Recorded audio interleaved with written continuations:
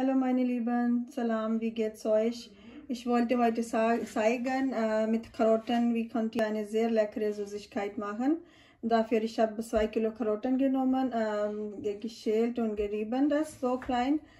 Dann brauche ich 1 Cup Zucker, 1 Cup Milchpulver und davon nehme ich halbe Liter Milch später. Und Kardamom, Seeds, Kardamom, ich habe das rausgemacht von hier und das habe ich ein bisschen klein gemacht, das nehme ich. Und ich brauche dann Butter, ich habe 100 Gramm genommen, das ist die Pistazien und Mandel und ein bisschen, das ist später für dekorieren. Ich mache das in Schnellkochtopf, weil dann geht es schneller. Und ich mache so eine Tasse wieder Wasser rein. Und wenn es ein bisschen warm, dann ich mache das so und 5 Minuten ich lasse kochen. Ich mache Kardamom auch rein. Hier. Jetzt ist es warm und ich mache das so und lasse 5 Minuten kochen.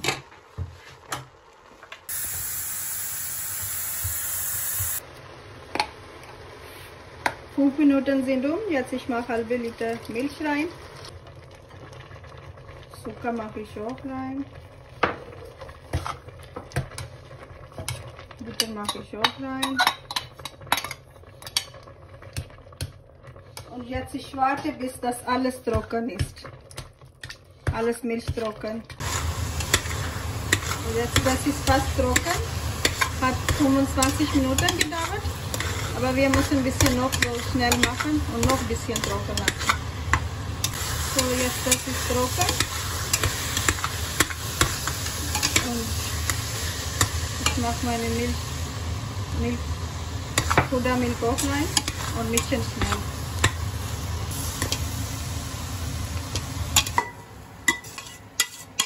Schüssel raus.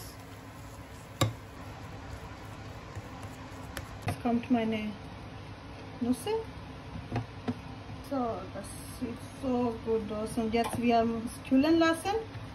Ein bisschen warten. Und dann könnt ihr auch warm essen. Entweder warm oder kalt. Es ist beide gut. So, es ist fertig. Wir probieren es. Und sagen Sie mir auch, wenn ihr probiert das. Ich wünsche euch einen schönen Tag noch. Tschüss.